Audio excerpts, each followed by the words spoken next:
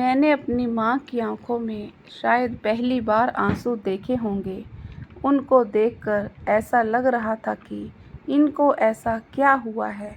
बचपन में शायद उनकी वह तकलीफ़ मैं समझ ही नहीं पाई थी। उनका वो दर्द मैंने उस समय समझा जब मेरी शादी होने के बाद मेरे घर में दूसरी बेटी हुई। मेरी बेटी को देखने भी सभी आस पड़ोस के और रिश्तेदार आए और सबने बोल बोल कर इस बात का एहसास भी करवा दिया कि दूसरी बेटी को जन्म दिया है, पूरी तरह से अपनी माँ पर गई है।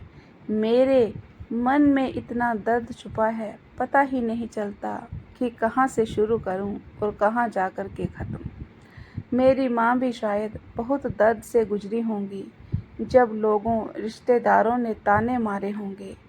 मेरे पड़ोस में रहने वाली आंटी जी मेरी बहन के पैदा होने पर बहुत रोईं। तब यह सब बड़ा अजीब लग रहा था। मेरे ताया जी घर से काफ़ी दूर नौकरी करते थे।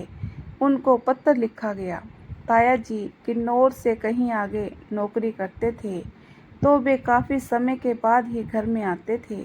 जब वो काफ़ी समय के बाद घर में आए, तब उन्होंने हमें सुनाया कि जब उन्हें यह पत्र मिला था, तब वह अपने दफ्तर के पास बाहर नदी के किनारे खड़े थे।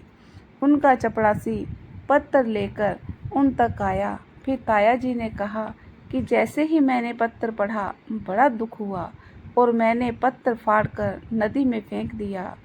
2 लड़कियां तो दी थी भगवान ने, इस बार बेटा ही दे देता। मैं उनकी ये बात बड़े ही ध्यान से सुन रही थी।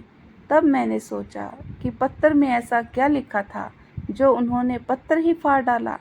पर भगवान सबसे बड़े हैं और हर शिकायत उनसे की जा सकती है, इस बात का मुझे पता चला। कुछ दिनों बाद मेरे मासी हमारे घर में आए। तब उन्होंने उस छोटी बच्ची को देखकर बुरा सा मुँह बनाया और मेरी माँ से बोली, क्यों देखा तीसरा चांस, 2 ही बहुत थी इस ज़माने में। मेरी माँ उनका मुँह देखते रहीं और कोई जवाब नहीं दिया। आखिर बड़ी बहन आई थी ना बिटिया को देखने। मेरी माँ ने काफ़ी ताने रिश्तेदारों के सुने, पर इससे भी ज़्यादा सुने आस पड़ोस वालों के। क्या बेटी होना और बेटी पैदा करना एक सज़ा है?